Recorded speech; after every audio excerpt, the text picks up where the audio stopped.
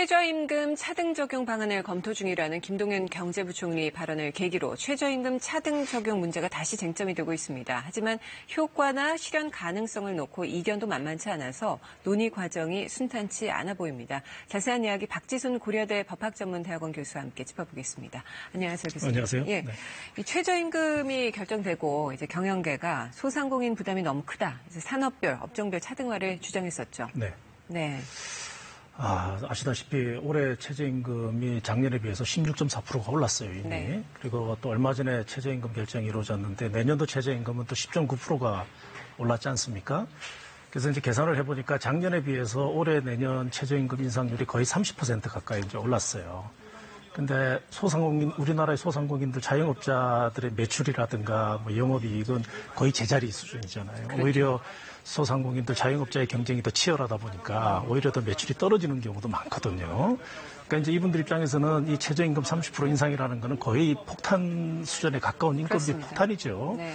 그러다 보니 이미 이제 8,350원이 내년 최저임금이 결정이 됐는데 이걸 만약에 번복하기 어렵다면 적어도 업종이나 지역이나 사업 규모별로 좀 차등 적용을 해서라도 그 수준보다는 좀 낮춰달라, 그렇습니다. 좀 적게 적용을 해달라 하는 그런 호소가 아마 그렇게 나타나지 않았나 생각이 듭니다. 예, 충분히 이해는 가지만 이 최소한의 생계를 유지할 수 있는 게 바로 이 최저임금인데 여기에 차등을 둔다는 게 과연 차이인 걸까? 차별인 걸까? 논란의 여지는 충분히 있어 보이는데요. 논리적으로는 맞지 않죠. 최저임금 자체가 이미 가장 낮은 수준의 임금인데 그보다 더 낮게 한다는 건 논리적으로 맞지는 않은 것 같습니다. 이제 그렇지만 이제 우리 최저임금의 목적이 이 근로자의 이제 최저 생활 수준을 보장해 주는 것이니까 이제 이렇게는 생각해 볼 수 있을 것 같아요. 이제 지역마다 생활 비용이랄까요? 주거 비용이라든가 의식주의 기본 비용들이 있지 않습니까? 우리가 흔히 생계비라고 이야기를 하죠. 이러한 생활 비용은 좀 차이가 있을 수는 있죠. 그렇습니다. 뭐 임대료가 좀 차이가 난다든지 또 식비가 또 좀 차이가 난다든지 네. 이제 그런 걸 감안해서 뭐 수도권과 비수도권이라든가 도시와 농어촌 사이에는 어느 정도의 좀 그런 생활 비용은 차이가 있으니까 뭐 그걸 좀 반영을 하는 거는 어떻겠느냐라는 제한 정도는 가능할 것 같습니다. 그리고 업종의 경우도 보면 기업마다 이 부담 능력이라든가 경영 여건이 다 다르잖아요. 그렇죠. 그러니까 이 다른 부분들, 이 지급 능력이 다른 부분들을 최저임금을 결정할 때 한번 반영해 보는 것은 어떻겠느냐라는 그런 제안 정도로 이제 시작은 됐던 것 같긴 합니다. 그렇지만 과연 어느 수준까지 차등화가 가능할지. 이건 정말 판단하기가 어려운 그런 이슈인 거죠. 그렇습니다. 어떤 지역이나 업종은 더 받고 또 어떤 지역이나 업종은 덜 받고 대체 이 임금 기준을 어떻게 세울 수 있을까요? 이제 뭐 예를 들어서 굳이 이제 한번 정해본다면 업종 같은 경우에 그 업종 단위를 먼저 잡아야 되겠죠. 그 정한 다음에 거기 보면 뭐 대기업부터 중소기업까지 있지 않겠습니까? 그럼 모든 임금을 다 합해보면 이제 중위값이 나오겠죠. 평균 임금이 나오고. 그럼 평균 임금이나 어떤 중위 임금의 가운데 임금에 뭐 한 50% 정도를 목표로 해서 이제 뭐 최저임금을 업종별로 정할 수는 있을지는 모르겠습니다. 그러나 우리나라는 기본적으로 이 대기업, 중소기업의 임금 격차가 너무 크고 그리고 거기다가 또 이 기업별로 다 이 근로조건을 결정하는 그런 시스템이다 보니까 과연 업종을 어떻게 묶느냐 그리고 이 업종 단위에서 과연 평균 임금이나 중위 임금이 과연 어느 정도 합리적으로 이게 계산이 나올 수 있겠느냐. 한 번도 그래 본 적이 없거든요. 그렇기 때문에 그 기준을 잡는다는 것은 여간 어려운 문제가 아니고요. 또 지역별로 이 편차를 이렇게 조정을 한다고 하지만은 우리나라 지역을 어떻게 구분할 거냐. 어디까지가 농어촌이고 어디까지가 이 비수도권인가. 그것도 제가 볼 땐 만만한 문제가 아닙니다. 애매하죠. 정말 모호한 문제고.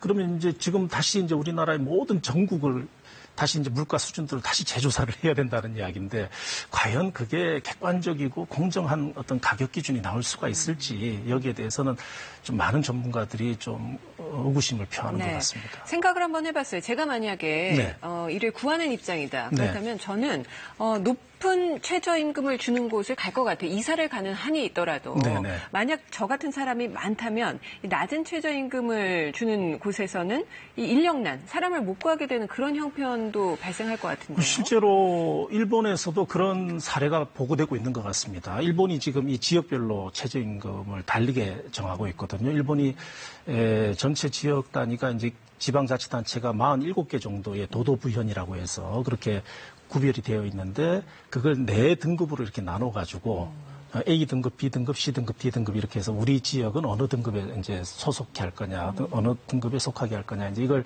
이제 이 지방 최저임금 결정위원회가 이제 정하도록 그렇게 되어 있어요. 네. 근데 일본에서도 보면은 최저임금 인상폭이 높은 그 지역으로 노동력이 유입되고 있다는 보고가 나오고 있거든요. 그러니까 실제로 그건 현실화될 수 있는 요소가 굉장히 큰 거죠. 예. 우리도 만약에 지역별 차등을 하게 되면 아무래도 조금이라도 더 임금을 받을 수 있는 곳으로 손일 수밖에는 없죠. 그러면은 네. 그보다도 좀 낮은 임금을 주는 그 지역에는 노동력 수급이 이제는 통제가 되질 않는 거죠. 계속 노동력 부족 사태가 발생할 수밖에 없고 네. 그 결과 그 지역 경제가 무너져 버리는 그런 문제도 발생할 가능성이 있는 것이죠. 네. 굉장히 어려운 문제가 발생할 것 같습니다. 그렇습니다. 네. 내년 최저임금이 8,350원인데 이제 이것보다 차등 지급이 이제 허용이 된다면 네. 이것보다 더 내려갈 수도 있다는 얘기고 그렇죠. 또 어떤 업종이나 지역에서는 더 올릴 수도 있다는 얘기가 돼서 그렇죠. 이 최저임금 취지와는 다르게 최저임금이 더 올라가는 역작용이 또 나오지 않을까. 지금 소상공인들이 주장하는 차등 지급의 핵심은 8,350원은 도저히 부담하기 어렵다라는 겁니다. 그 말은 뭐냐 하면 8,350원을 바꿀 수가 없다면 네. 적게 받게 해달라, 적게 지급할 수 있도록 해달라는 거예요. 그것이 그렇죠. 이제 차등 지급의 이 핵심적인 요구사항이잖아요. 그러면 차등 지급을 한다 그러면 이제 8,000원까지도 못 주겠다라는 것이 이제 나오게 되는 거고 한편에서는. 네. 그럼 이제 지역이 됐든 업종이 됐든 8,000원보다도 적게 주는 지역이나 업종이 나오겠지요. 그럼 반대로 서울 같은 경우는 훨씬 이 생활 비용이 높지 않습니까? 네. 그럼 당연히 그럼 서울은 더 높여달라는 이야기가 나올 수밖에 없습니다. 근데 이게 처음에 시작은 조금씩 이렇게 낮게 시작하더라도 1년, 2년, 3년, 4년 지나고 나면 그 격차는 커지는 거죠. 한번 예를 들어 보면은 일본의 이 평균적인 표준 최저임금이 약 8,500원 정도라고 치면요. 지금 도쿄 같은 경우는 거의 10,000원이 넘습니다. 근데 가고시마나 저기 다른 도시 같은 경우에는 거의 7,000원대에 머무르고 있습니다. 벌써 이미 3,000원 이상 차이가 나는 거죠. 그렇군요. 그럼 우리도 그렇게 될 가능성이 상당히 높은 것이죠. 예.